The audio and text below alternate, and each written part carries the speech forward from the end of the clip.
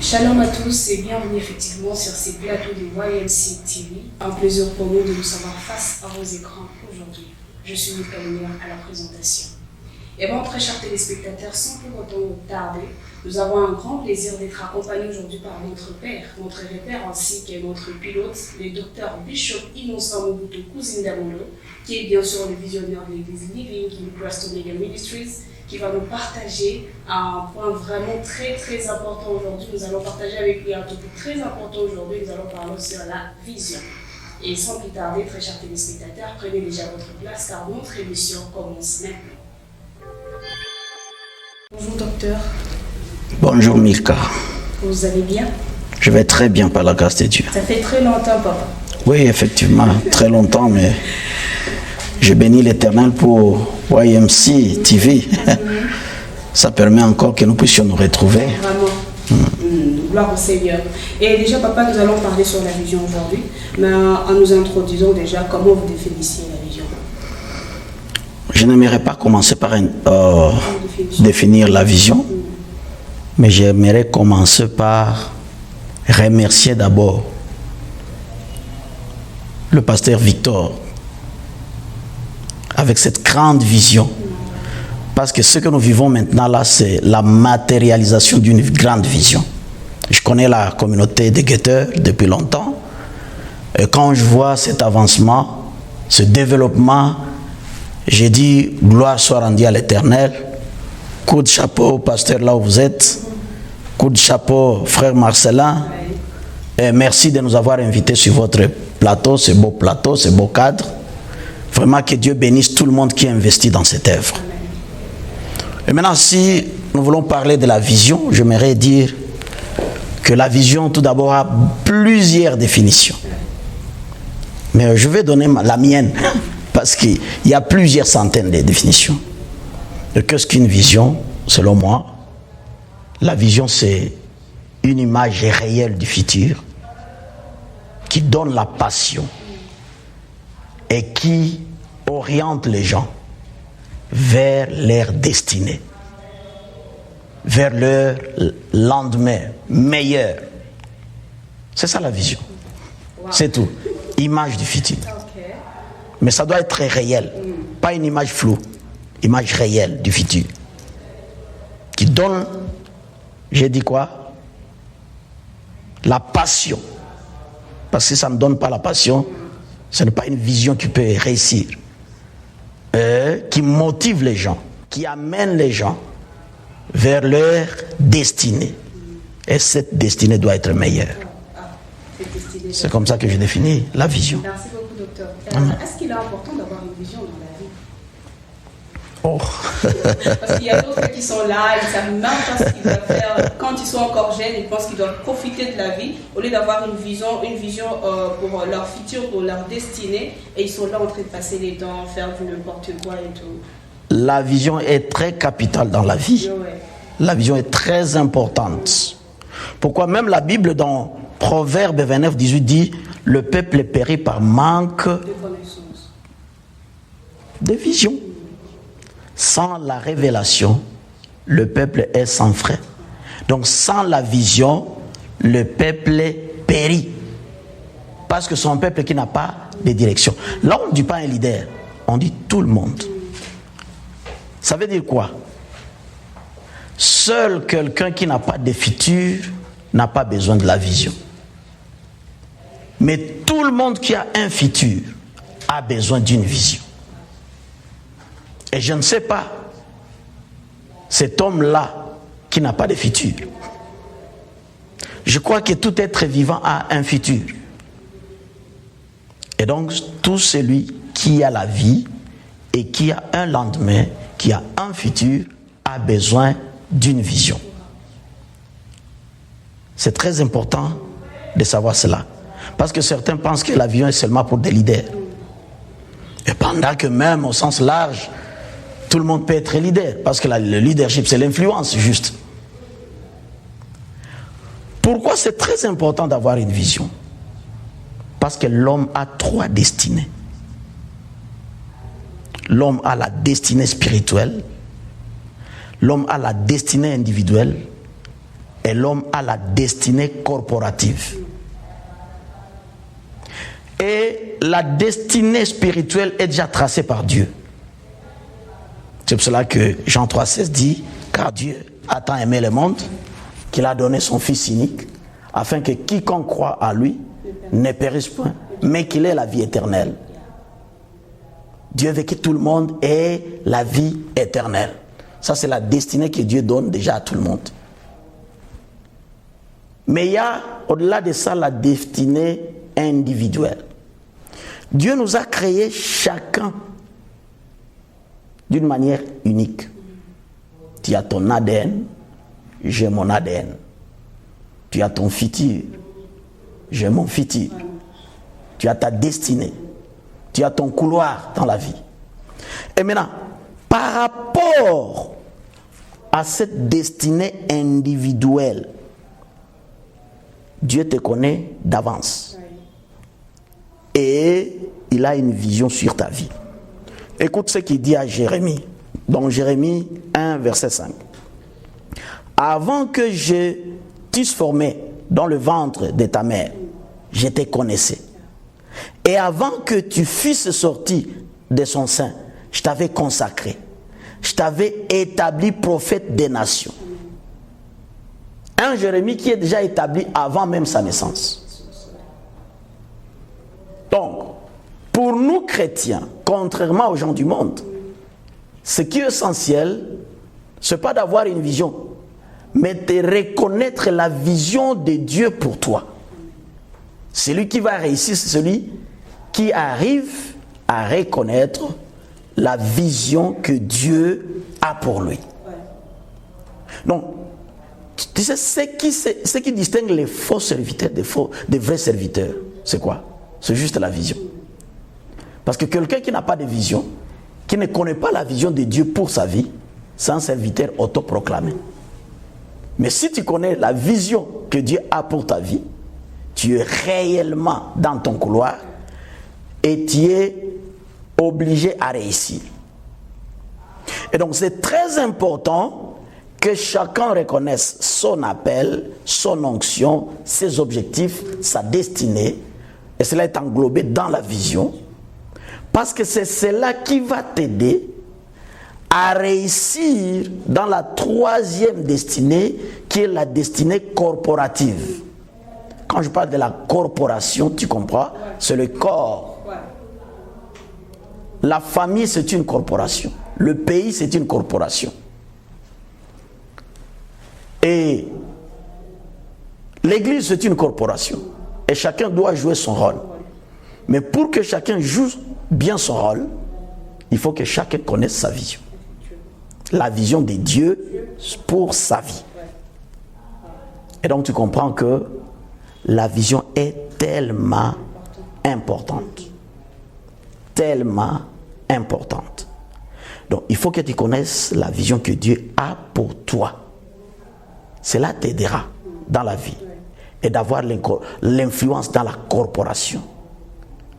Mais malheureusement, il s'est fait qu'il y a des gens qui connaissent leur vision, mais qui n'arrivent pas au terme. Qui n'arrivent pas à accomplir la vision. Et souvent, vous savez, la naissance d'une vision, la vision n'est pas seulement à travers des révélations nocturnes, à travers des rêves ou des prophéties seulement, non. Tout problème que tu vois, toute expérience de la vie peut te révéler ta vision. Tu vois, par exemple, Moïse. Moïse vit chez Pharaon. Il vit dans le palais. Mais une fois dehors, il trouve des Juifs, des Israélites qui sont en train de souffrir. Dieu ne lui parle pas. Mais il sent que non, il y a l'injustice ici. Et il commence à se battre par rapport à cela. Lui ne savait pas que cela révélait déjà ce que Dieu avait mis en lui. Moïse avait déjà ce fardeau-là. Tu vas voir le cas de Néhémie, par exemple. La nouvelle vient de Jérusalem, que les murs sont détruits. Mais ce n'est pas tout le monde qui prend ce fardeau. Mais Jérémie sent qu'il y a quelque chose qui ne va pas. Et il trouve qu'il doit rebâtir les murailles. Donc, c'est un peu ça. Toute chose qui te touche, qui te fait pleurer, qui te fait porter un fardeau, c'est une vision qui dort dedans. C'est une vision. C'est à toi maintenant de voir comment tu peux répondre à ces problèmes. Et donc, tu étais en train de demander si est-ce que la vision est très importante. Elle est vraiment importante. Elle est puissante. Pourquoi? Si tu es un leader, il faut mettre en tête que vous ôtez la vision d'un leader, vous coupez son cœur. La vision, c'est le carburant qui fait avancer un leader. C'est l'énergie qui crée l'action. Il n'y a pas d'action à grand impact sans vision. La vision, c'est l'effet qui suscite la passion pour les chrétiens et les disciples. Mais je disais, un conseil, ne soyons pas comme Moïse. Il a su sa vision. Il a connu, il a découvert la vision que Dieu avait pour lui, mais n'est pas allé jusqu'au bout. Malheureusement, beaucoup de leaders finiront en route sans pour autant terminer, accomplir leur vision.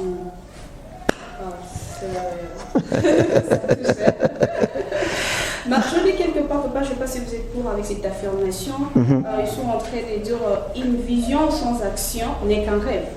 Et une action sans vision ne mène nulle part. C'est effectivement ça. C'est effectivement ça. Ouais, parce que vous avez... Vision sans action, c'est un rêve. Ouais. Et je vous ai dit qu'une action qui va porter des fruits, elle a comme énergie la vision. Donc c'est pour cela qu'on dit que si vous voulez voir des visions, c'est au niveau des cimetières que vous allez trouver beaucoup de visions qui sont enterrées mais qui n'ont rien produit. C'est effectivement ça. Je suis tout à fait d'accord avec ton affirmation. Pouvez-vous bien nous donner quelques stratégies à appliquer en tant qu'enfant dédié pour ne pas abandonner sa vision? La première des choses, si tu ne veux pas abandonner ta vision, c'est de se fixer des objectifs. Parce que la vision est grande. Mais pour que tu arrives à accomplir ta vision, il faut savoir te fixer des objectifs. Parce que les objectifs réduisent un peu la vision en petits morceaux. Parce qu'on accomplit la vision petit à petit. Et les bons objectifs ont 5 caractéristiques. Premièrement, les objectifs doivent être précis. Précision, c'est très important. Vous devez savoir exactement où vous allez. C'est ça la précision. Mais deuxièmement, ça doit être mesurable. Les objectifs doivent être quantifiables. Je vais faire autant d'activités pour atteindre tel objectif. C'est ce qui peut te permettre de pouvoir t'évaluer. Mais troisièmement, la vision doit être réaliste. Des fois, comme jeunes, comme chrétiens, nous prenons des visions, des objectifs irréalistes. C'est comme si tu n'as même pas un vélo, mais ton rêve est d'acheter un avion. Donc, même si nous avons Dieu, même si nous croyons en Dieu, il faut avoir des objectifs réalistes. Non seulement réalistes, mais aussi réalisables. Quatrièmement, réalisables. Réalisable. Ce qu'on peut réaliser. Et enfin, ça doit être lié au temps. Ça doit être lié au temps. Si tu veux arriver à accomplir ta vision, si c'est une vision que tu penses accomplir dans 10 ans, il faut d'abord commencer à te fixer des objectifs. Pour ces 6 mois, je vais faire quoi? Dans une année, je ferai quoi? Dans 4 ans, dans 5 ans, jusqu'à 10 ans. Sinon, ça restera juste un rêve. Mais deuxièmement, comme deuxième remède, il faut aussi savoir comment éviter les obstacles, comment contourner les obstacles.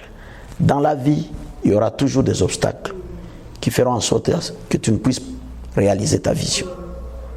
Et parmi ces obstacles, il y a les obstacles internes et les obstacles externes.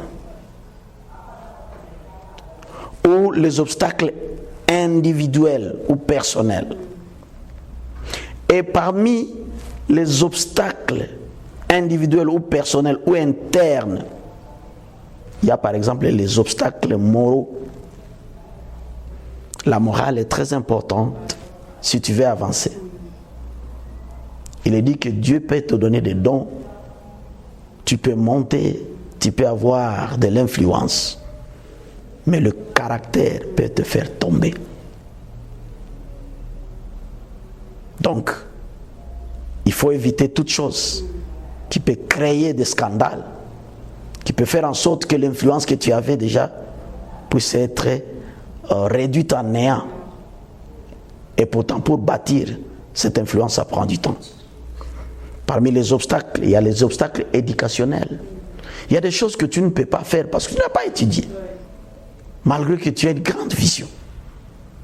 Et c'est pour cela que cette génération des instruits, les chrétiens doivent étudier. Ce n'est pas toute chose qu'on a au travers du Saint-Esprit. Même si le Saint-Esprit est Dieu, c'est lui qui nous soutient, mais nous devons étudier. À cause d'un diplôme, tu peux manquer un boulot pendant qu'il y a quelqu'un qui pouvait te donner ce travail. Mais il te donne, présente le diplôme, tu n'en as pas. Donc il y a un temps, même si tu as une grande vision, il faut contourner, résoudre ces obstacles-là. Mais il y a aussi des obstacles médicaux. La santé peut faire en sorte que tu ne réalises pas ta vision. C'est pour cela qu'il faut tout faire pour garder la bonne santé. On vous conseille de faire des gymnastiques, prendre de l'eau, faire tout cela, c'est très bon. Mais dans ce même aspect-là, il y a les obstacles émotionnels. Et j'aimerais citer un conseiller, un chrétien. Il a dit ceci, il s'appelle David. L'arme meurtrière de Satan, c'est l'attaque de l'estime de soi. L'attaque de l'estime de soi. Souvenez-vous que Proverbe 23 se dit, l'homme tel que tes pensées sont, tel que tu es. Même si on peut te dire que tu as une grande vision, que tu as de l'intelligence, que tu es fort, mais si toi-même tu ne crois pas en cela, c'est difficile. C'est difficile. Dieu peut te donner une grande vision, mais quand tu manques de l'estime de soi, tu peux échouer. Et tu ne peux rien faire. Mais aussi, deuxièmement, les obstacles externes. Et parmi les obstacles externes, nous avons les obstacles de notre environnement. Par exemple, dans la famille, il y a des parents qui disent, toi tu ne feras rien. Waouh, tafanyaka kitu. Mais si tu crois en cela, c'est fini. Tu feras face aux oppositions, aux critiques. Voilà autant d'exemples dans ton environnement, dans ton pays, dans ta famille, dans ton église. Mais quelqu'un qui a la vision, il ne va pas tenir compte de ça. Récemment à l'église, je prêchais sur les hommes qu'il faut éviter si nous voulons réussir dans la vie. Et j'ai dit qu'il faut éviter les Eliab, grand frère de David. David arrive au front, mais il trouve qu'il demande, qu'est-ce que le roi a promis à quelqu'un qui va détruire ces Philistins? Mais écoute les grands frères, moi je sais que on a dit weye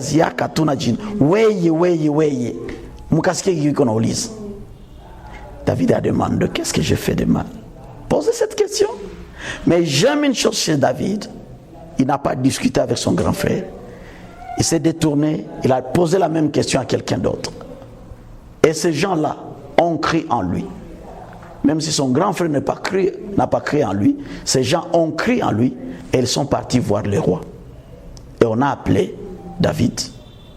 Et David est arrivé à accomplir la vision qu'il avait. Donc, chers bien-aimés, si vous voulez aller avec votre vision, c'est cela. Savoir aussi éviter les obstacles. Merci beaucoup. Merci beaucoup, docteur. Eh bien, très chers téléspectateurs, nous arrivons à la fin de notre émission d'aujourd'hui. Nous vous disons merci beaucoup. À la prochaine et que Dieu vous bénisse.